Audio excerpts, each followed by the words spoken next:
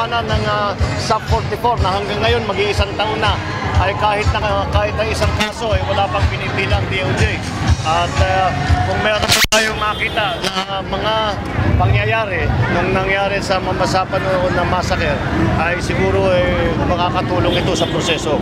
Sir, makaka-apekto ba ito sa passage ng BBL or ng BL bar sa Senate? Kung meron tayong merong bagong makita na dapat palitan sa BL bar, edi gagawin natin.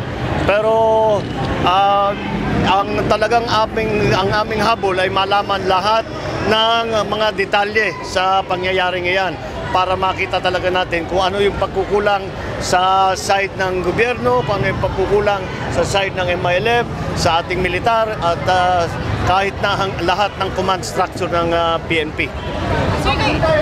Sir, sa inyong palagay, sir, kulang pa po ba yung naging investigasyon ng Mamasapangan na dapat? Siguro kulang pa dahil yung DOJ panayang pa re-investigate ng kaso hanggang ngayon na isang taon na ay wala pa tayong nakikitang kaso, wala pa na-identify na kung sino ang mga pumatay na pumaslang doon sa ating mga pulis.